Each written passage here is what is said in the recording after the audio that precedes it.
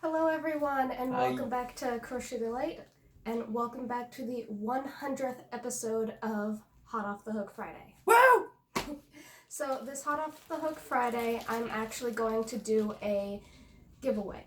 It's going to be a small yet decent giveaway just to celebrate our first 100th episode of Hot Off the Hook Friday. And I am going to be changing the title. I'm not going to spell out Hot Off the Hook Friday. You might have seen from the last one, I abbreviated it. That's what it's going to look like when the title comes up for Hot Off the Hook Friday. So, a little bit about the giveaway. This giveaway, you must like the video. You must be a subscriber. These are always a must. And in this video, you do not have to share it, but you'll get extra entries if you do share it. But here's the thing. After this giveaway, any other giveaway, sharing will be a requirement. I was gonna say, you forgot about an additional rule. What? You must sacrifice to the great god Cthulhu. You and your movie does. No, that's literary stuff. Yeah, whatever.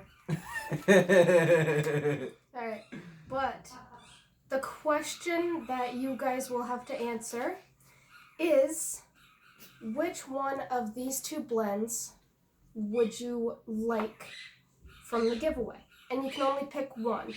And I finished spinning most of this out. I have to ply it. I have a little bit left of this to do, and I have to ply that. And then in 1 week, I will announce the winner of the giveaway, and by then I will have both of these completed. And there you go. This will be the giveaway yarn, but you can only pick one.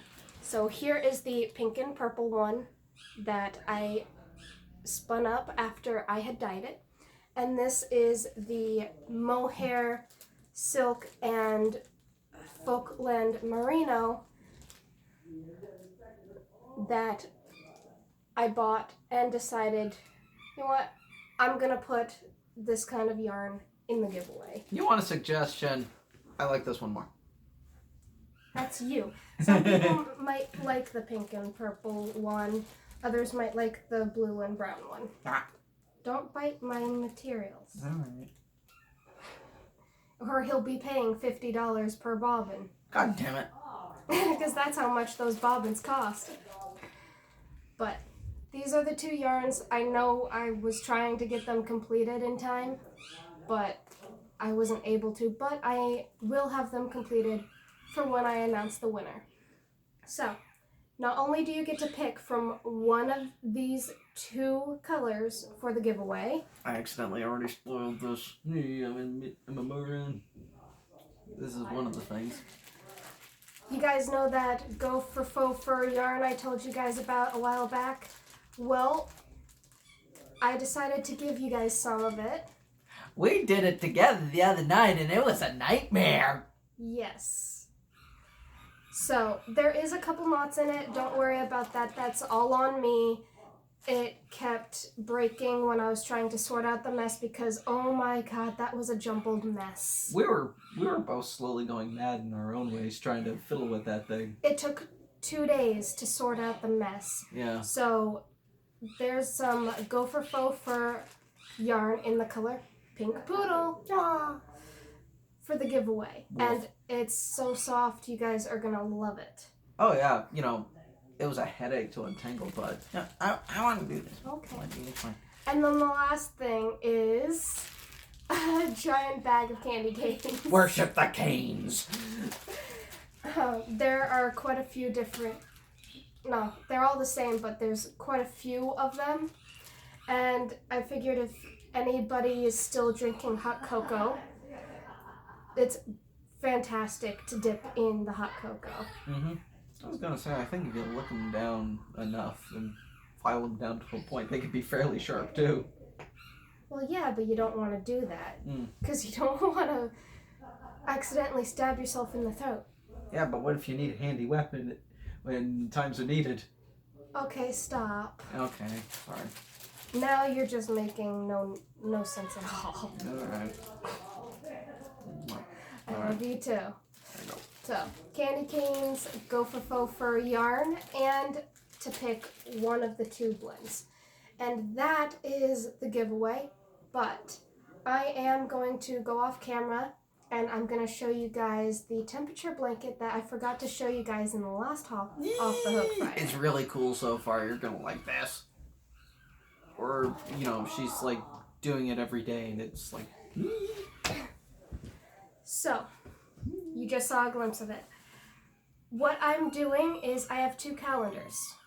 I have one calendar that I call my fuck up calendar. That's where I make all the mistakes while making it. What I do is I go into my phone, I go into the weather app, and I get all of the highs for that week. I'll write it down, but I will not change anything until the day of, and then once that's put in concrete pretty much, then I transfer the concrete number for the highs into a separate calendar. And that will be my go-to pattern for this year if someone wants to have a temperature blanket from 2020. And I told you guys this before. I am doing the slip stitch. And don't worry, I did tell you guys before that I would show you how to use a diz. That's coming up. I haven't gotten to that just yet, but I am planning on doing that. But slip stitch, easy peasy lemon squeezy, and I recommend this for every temperature blanket if you want to do just a straight blanket, no real holes. Number one, it looks pretty knitted. And number two, little holes. You can't even really stick your finger through them. And three, I have to show you. I'm using a J hook, which is a 10-6 millimeter. It's really US. It's really fancy looking. This was actually my first specialty hook. You know, specialty hook, the one with this on the end where it wasn't just a straight hook. This was my first one. So I love the feel of it in my hand. It's very, very comfortable for me to use. So I either use this size or a size G, which is my other favorite size hook. So hold that. This is almost a complete month. This right here, going from, upside down. Oopsie. Upside down. Going from down here to up here. That is almost one complete month. Look at that. Of colors for the highs. It looks and that's all great. That's all I'm doing is the high of the day. And as you can see in my area, which since our phones have location services on them, I only do the highs for our area. I don't do general from like the news. I do in my area, which everybody will get something completely different for the highs and lows in their area. And this is mine. So there's a lot of aqua, and then there's a couple royals, and then there's freezing, which is the purple, and then, believe it or not, the green is actually a warmer day. And I have the actual key to it on my phone that I'm recording on right now. Whoopsie daisy. Oops. Oh well, just use the power of imagination. It's a pain in the butt to do slip stitch, and you get all these ends, and ignore that notification. Alright. You get all these lovely little ends, but honestly, I kind of like them. I might crochet over them, but I might also leave them. But I've kept forgetting to show you guys this thing, and every time I finished the videos, I was like, Damn it! I forgot again. But here it is, and it's almost a complete month. I can't wait to see what this thing looks like when it's finished because it looks cool so far. And the next time you're going to see this might not be until the end of February. Oh, you're going to be doing this thing where it's like you keep showing it every month until... I like that. Probably, because I love the process, and let me get this up closer. Look at how that looks. That's the quote-unquote right side, but then this is the quote-unquote wrong side. And it looks just as pretty.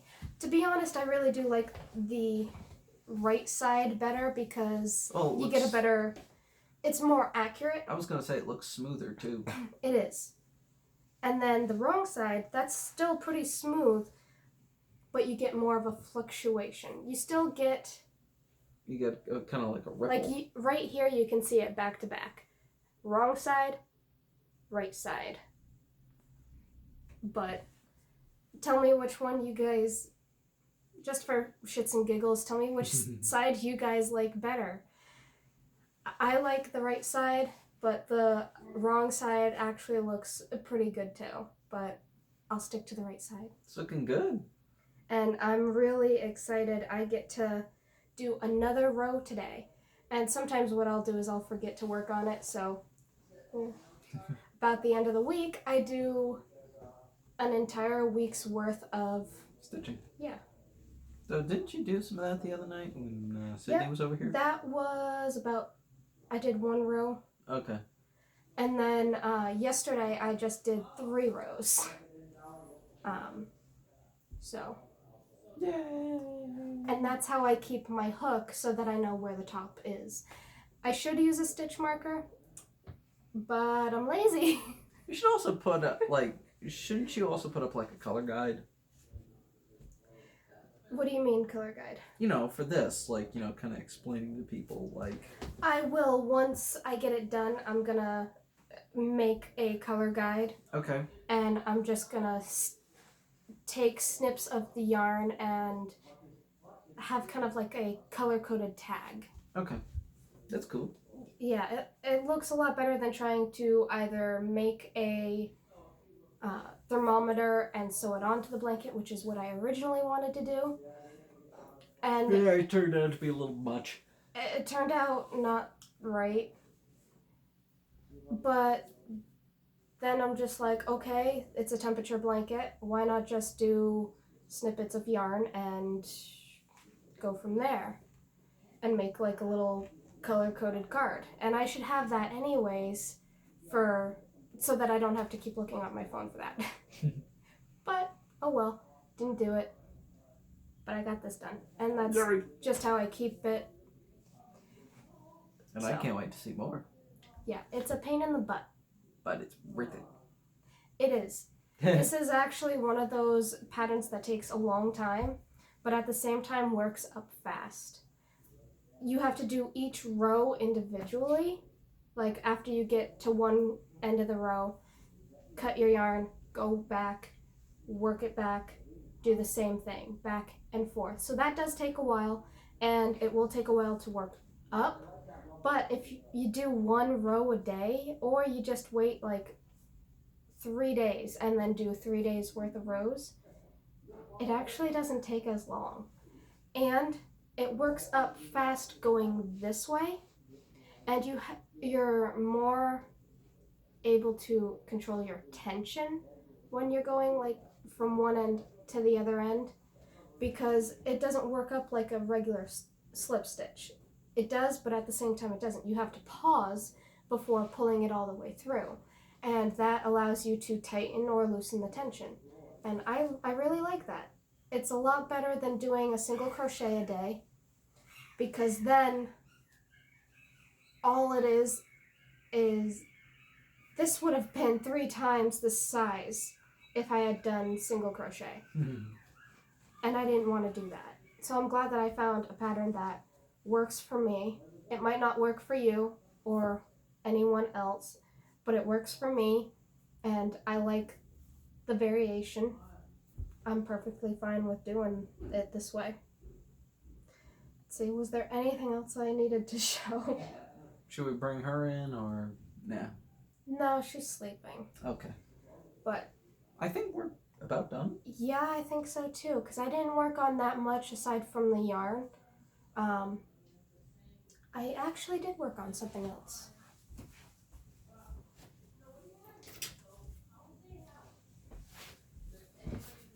Kumihimo! Oh, yes. More of these. Yes, I have the ends like this. It's gonna actually be a necklace, so it's gonna look like that. But the end caps haven't come in yet, so all I did was do the standard and then cut it off. So it's got knots at the end, and when I get the end caps, I get the end caps and I fix it up. Yay. But let me see if I can get it up here. Gotta block everybody's faces out. Ah, what have you done to me, Barbara? Is it gonna do it? Nope. Right there. So I worked it in the usual spiral pattern, and you can see that with the clear beads. But the other beads make it look more like it's a scattered pattern, because there's like 3 to 4 different shades of blue in this. And I just wanted to use up some of my thread, so I just used nice and bright. So it actually adds to the color of the beads. And you can actually see into it a little bit. And I had to use a cord. I had to use some sort of little cord for in the center, because the only size beads I have are size 6. When with Kumihimo, it's actually better to do a size 8 because they're smaller. The necklace becomes thinner and it's a little more elegant with size 8, but at the same time you can use any size, and this is just what I had on hand, and I actually kind of really like it as that thick because it stands out, and it's supposed to be kind of like a showpiece, but looks great. that was the only other thing that I did. And I did that way at the beginning, let's see, last Friday night, actually. So, yay! She's been doing it for a while. This was in the works for quite a while. 2 weeks. Almost 3 weeks. Because I got everything else done the first week. Because you know how it is. When you're into one craft and you're just at the beginning of it, you want to go, go, go, go, go. Mm-hmm. But then once you get a little too used to it, you're like, oh, this is taking forever. I'm bored now. I want to do something else. Exactly. And Kumihimo, it actually doesn't take much longer than if I were to crochet with beads, which I've done before. I've done that plenty of times. Wow. I had gone on a bender where I had made enough to fill about 15, almost 30 bracelets. I've just seen her just like use... And plenty of necklaces. Use things of paper towels as like little stands for her Kumihimo. Kumihimo. God damn it. I need to buy a stand. Yeah. It's like there was one time where to pay yet. There was one time when I was just like, we need to clean this up. Give me those paper towels, and you were like, no. I'm like, yeah, why not? Just to do this one, I had 2 stacks of paper towels just so that this could hang with the weight. But then eventually I took the weight off, and I still needed 2, but it looks so weird. It does. It does. So you admit it. And I'm actually working on a prototype right now for a necklace. Well, the prototype is the necklace. What I'm going to do is try to make kind of like a choke chain version of a necklace for like a person. But then when I go to actually do it, I'm actually going to make the same thing but a lot longer so that it's a choke chain leash for a dog. And that's more like a show leash for... What kind of size dog you're going to go for with it? Well, if I use beads like this, which I don't think that would be safe. Yeah. It depends on the material that I use.